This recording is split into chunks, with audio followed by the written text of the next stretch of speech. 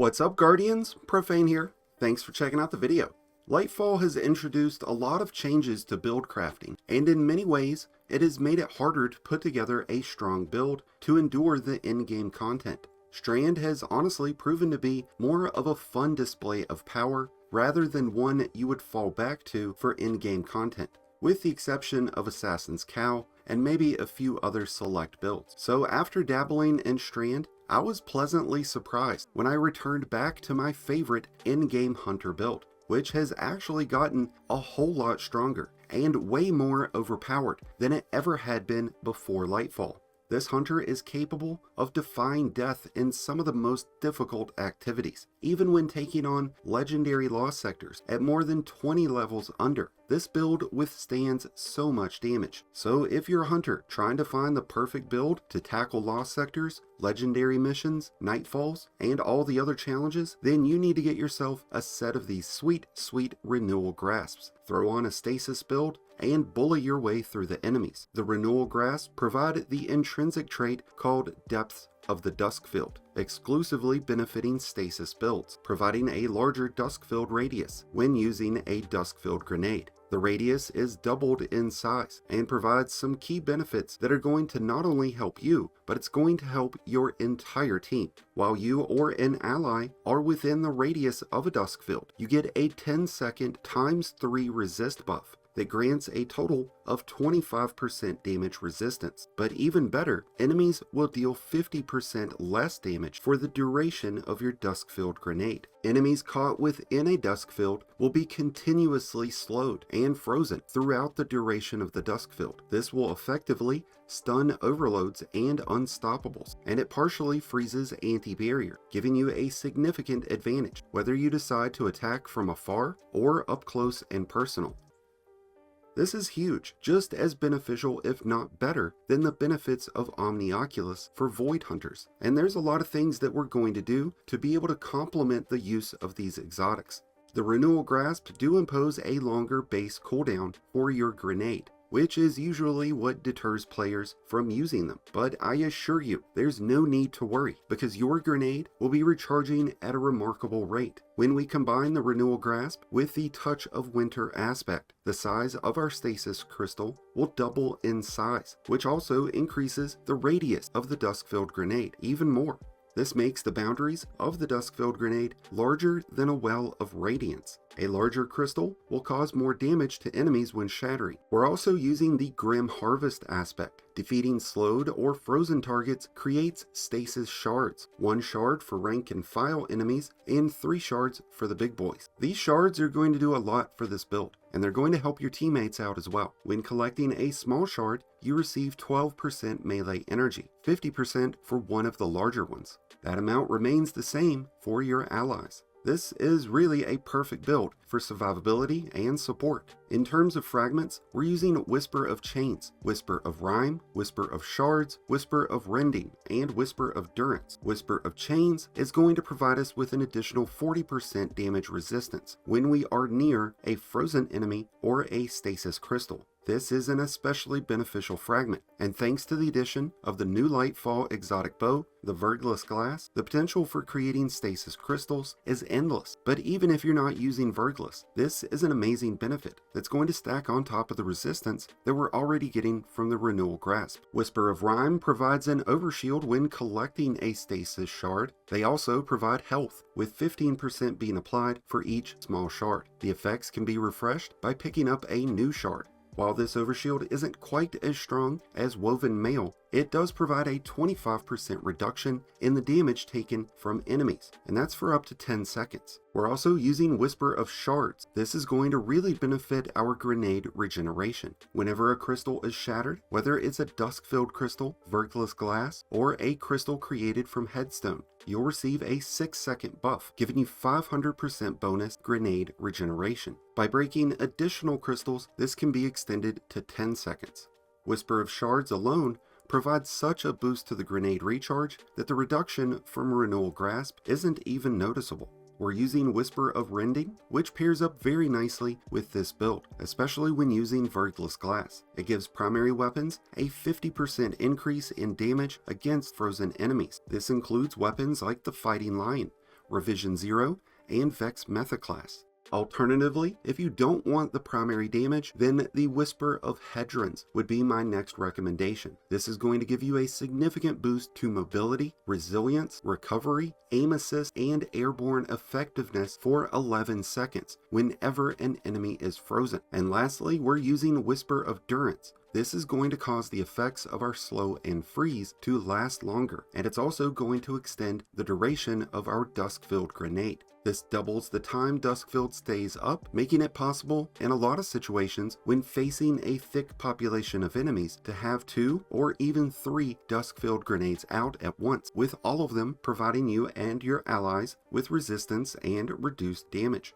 When choosing weapons, I find it best to use exotics that come with the intrinsic champion traits, like the Lament, which gives a really big advantage because we can trap champions, tormentors, or bosses in a dusk-filled grenade and then unleash fury with the Lament, while also being able to cut through anti-barrier shields. To the same effect, the Malfeasance, the Wishender, Leviathan's Breath, and the Thunderlord will all make for exceptionally powerful exotics that synergize with this build, depending on what the activity calls for. I like using legendary weapons with Demolitionist. This is going to improve the grenade regeneration exponentially, as you'll get grenade energy on each kill. Weapons like the Deliverance Fusion Rifle and several others make for great options that will also get reloaded when you throw a grenade. Ager's Scepter and Verculus Glass are both outstanding weapons that complement this build very well. Weapons that offer Incandescent, Volatile, Volt Shot, or Threadlings can be especially beneficial when used against frozen targets that can't run away. Stasis weapons with Chill Clip, Headstone, or Cold Steel are obvious ringers for this build, but watch out with Chill Clip as it's not nearly as effective against anti-barriers as it once was. The Disparity Pulse Rifle and the Prolonged Engagement SMG have certainly become very top-tier choices, both for PvP and PvE, and both can really benefit from this build.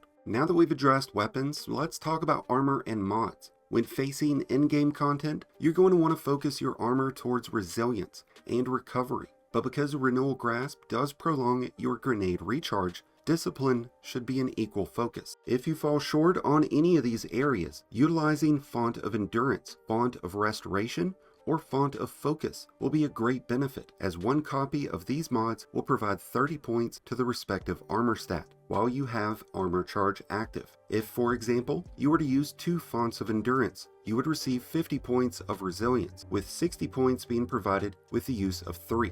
Armor Charge is going to be obtained by collecting orbs, and we'll be able to do this in a few different ways. So let's start with helmets. Dusk-filled grenades aren't going to kill enemies on their own, not enough to justify using ashes to assets, and our melee isn't strong enough to justify using hands-on. So I find it best to match up siphon mods with the weapons that you're using, so that you can create orbs off of any weapon kills.